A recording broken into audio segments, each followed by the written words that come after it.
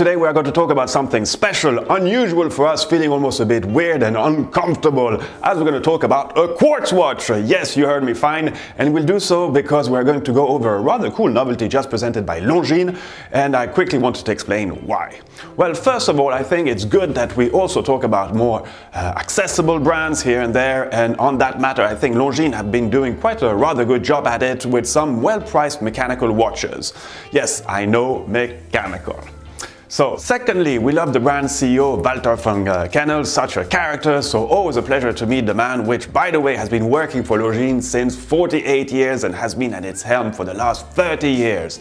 He's seen it all, lived it all, so always refreshing to see the man with the mighty brows. Thirdly, and this is the most important point, it's because in today's turmoil for the watchmaking industry, Longines are coming up with a much better product than previous versions, a product that necessitated some serious development, but are positioning it at a very competitive price. So you have a bit of more for less, which is a trend that we'll start seeing more and more in watchmaking, and this watch is just a good example of this. So let's now talk about the watch and listen to Mr. von Kennel. Today, you're not introducing a connected watch, but you're still introducing kind of a smart watch, aren't you? A smart, intelligent watch.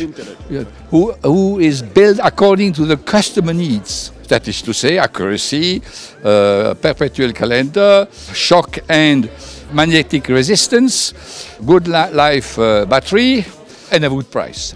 Meaning approximately what? 950. 950. Yeah, Swiss francs. Okay. Yes. And you have two versions, right? The chronograph. Yes, I have, in fact, three hands calendar, 41, 43, and chronograph 42, 44. So for the time being, two versions. How long have you been working on this watch? Almost 4 years. So step by step, and we have a further development coming with different execution. Longines has been using quartz since a long way back and held many precision records for its first quartz clock in 1954 used in timekeeping. In 1969, the brand came with its first mass-produced quartz wristwatch, and in 1984, Longines introduced a super precision version called the V.H.P, very high precision, with an accuracy of +1 minute every 5 years.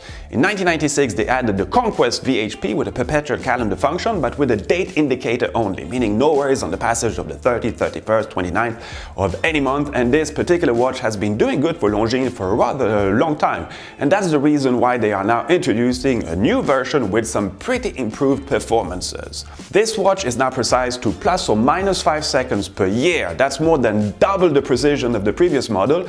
Its battery life will now last 5 years in action, but by unlocking the crown you can put it to sleep, like in a sleeping mode, and when you will bring it back to life, it will immediately go back on time with the correct date, of course.